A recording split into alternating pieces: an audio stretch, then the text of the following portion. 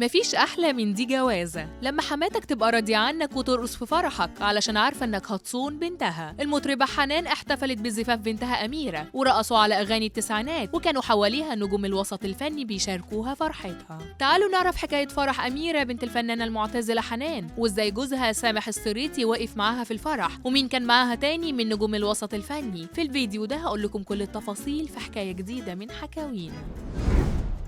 بعد 4 شهور بس من جوازها من الفنان سامح السريتي، قررت المطربة المعتزلة حنان تحتفل بزفاف بنتها أميرة في واحد من الفنادق الكبرى، وشاركها في فرحتها صاحبتها الأنتيم الفنانة منى عبد الغني وكمان الفنان خالد زكي. ظهرت حنان بإطلالة رقيقة زي ما متعودين عليها من يوم ما ظهرت في الوسط الفني، وبنتها أميرة كمان لبست فستان أبيض مطرز وعملت تسريحة شعر مميزة كانت لايقة على ملامح وشها. وطول الفرح حنان كانت بترقص مع بنتها وما سابتهاش لحظة، وكان معاهم كمان سامح السريتي اللي شكله بيحب أميرة وبيعتبرها زي بنته لأنه كان بيرقص معاها طول الفرح وكان باين عليه كمان ملامح الفرحة. الفنانة منى عبد الغني كمان رقصت مع صاحبتها أم العروسة، ومش بس كده دول غنوا أغاني كتير من التسعينات وقدروا يعملوا بهجة كبيرة في حفل الزفاف. ورغم إن الحضور ما كانش كتير لكنهم قدروا يفرحوا العريس والعروسة وطبعا أم العروسة حنان. المعازيم قالوا لازم نحتفل كمان بحنان وسامح، وفعلا رقصوا معاهم وغنوا أغاني عمرو دياب وإيهاب توفيق كمان. حنان في الفرح ما كانتش بتحتفل بأميرة بس، لكنها بتحتفل إنها انتهت من 10 سنين واحدة عاشتهم بعد رحيل جوزها، وكانت مفضية وقتها كله حياتها لولادها هشام وأميرة. ومن أكتر اللقطات اللي علق عليها جمهور السوشيال ميديا وعملت بهجة كبيرة جدا لما منى عبد الغني غنت أغنية يلا يا أصحاب وتجمع كل الفنانين حواليها. ومن التعليقات اللي كانت على اللقطة دي كلنا دمعنا أول ما سمعنا أغنية يلا يا أصحاب. فعلا الفرح جميل والصحاب الموجودين كلهم حقيقيين، باين عليهم الفرحة مش تزييف وشغل كاميرات وإعلام.